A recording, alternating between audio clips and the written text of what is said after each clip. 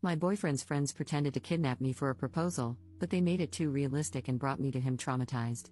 Posted by you/cautious_rabbit. I'm trembling and just created this alt account because my main account has a lot of details about me that would make it easy to trace back. A week ago, my 23F boyfriend, 26M, told me he had a camping trip planned with his friends for Friday, today.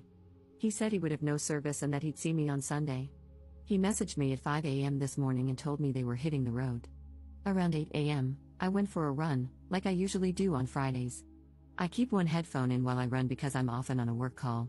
While I was running, I noticed an SUV that kept popping up. In hindsight, it looked just like my boyfriend's childhood friend's car. I sent a message to my sister, telling her to stand by, and I shared my location. Right after sending the message, I looked up, and the SUV was right beside me. Someone jumped out and grabbed me. It happened so fast that I even dropped my phone on the pavement. I was pulled into the car, and I could tell there were at least 2 masked guys in the back before they covered my eyes. In hindsight, they had cartoonish ski masks and black gloves on. I freaked out and resisted like crazy, screaming and kicking. All I could hear was these guys laughing, and I could feel one of them holding my arms behind me while the other held my legs down at the knees. I don't know how long I was in there, but I kept begging them to let me go and crying. I even admit I peed on myself, but I don't think they noticed until we arrived at the house. They pulled me out of the car, and I screamed for help until I was dragged into a house. When the mask covering my head was removed, I was on my knees in front of my boyfriend of 2 years. He was staring at me with a confused look before he started angrily asking his friends what was going on. As I started to process what was happening, I realized he was dressed nicely, and there were romantic decorations around the entryway to his house.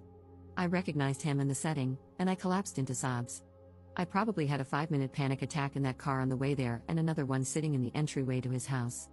I was sweaty, wearing soiled yoga pants, flushed with fear, and terrified for my life. That all happened about an hour or 2 ago. My boyfriend took me upstairs and was going to help me get showered and changed, but I wanted to do that alone. I heard yelling and commotion downstairs while I was in the shower, but I don't know what's going on. I'm sitting in his room now, holding my shattered phone after crying to my sister about what happened. She lives 90 minutes away but is speeding over to get me now. I can't stop thinking about what happened. Even though I know now I was never in any real danger, I don't think my brain can fully comprehend it. They were snickering and teasing me in deepened voices about what they were going to do to me.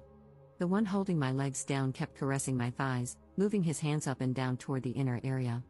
When the car would brake, his face kept falling into my chest. I don't even know who that was. I just know one of them sounded unsure and kept trying to defuse the situation, but I think it was the driver. Edit. My sister arrived. She wants to take me to the police station now. I haven't spoken to my boyfriend yet, but I think there's more to this story than he knows about. I'll have to log off for a while. Thank you for the support in the comments. Edit 2. I'm working with the police now. This is going to be investigated as false imprisonment if I press charges. My sense of time was so warped. From where I was picked up to his house was about 7 to 10 minutes by car, but it felt way longer than that. As for the friends, the driver was his childhood best friend, whom I actually get along with well. He was in tears when he voluntarily arrived at the police station to give a statement. The other 2 were friends from his athletics class, which he started attending a few months ago. It seems like the 2 guys I didn't know wanted in on what was otherwise supposed to be something more innocent. The original plan was for them to pop out of the car in their funny kidnapping attire and hand me a letter explaining that I was being summoned by my boyfriend and that resistance was futile. It seems the plan changed as the 2 new friends wanted to shake me up a bit more and make it feel more real. Edit 3. I've had time to calm down and have had long talks with my sister. We are going to meet up with my I'm not sure yet, boyfriend for dinner tonight. He has been respectful of my requests for space but has been emotional whenever he thinks about what I went through this morning. His best friend contacted me repeatedly, apologizing for allowing it to get that far, but I asked him to stop, and he did. The best friend's fiancé reached out and has been supportive and apologetic, too. I'm astounded by the support I've received here and wish I could thank each of you individually. I've never had anyone other than my sister and boyfriend care for my mental well-being like this. Reddit is a very kind place sometimes. Update 2 weeks later. Hello, I apologize for going MIA.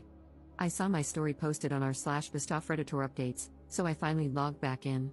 There's a lot I wish I could share with you all, but unfortunately, due to legal consultation, it's best I keep much of it private. In short, I'm healing. My now fiancé proposed to me privately last week.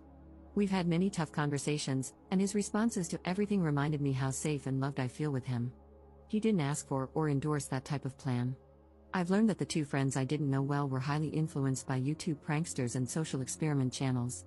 Also, one of them let us know he is on the spectrum and apologized for his role. I think that's all I can share for now. I am only consulting at the moment and may not press charges. Thank you so much for all the kindness and support. Opening my inbox today warmed my heart incredibly. Edit. There are a lot of people who disagree with me staying with my fiancé.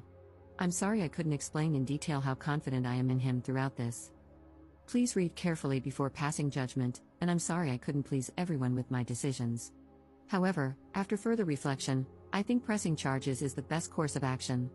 Maybe I'm a bit too tender-hearted, but I didn't want the former best friend to face consequences either. That said, it seems he has too. Second update 7 months later. Hello, concerned friends.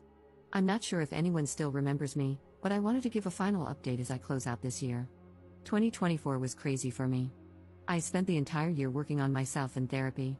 I developed an obvious trauma response to being in public, especially when men would sneak up behind me or quickly exit cars near me.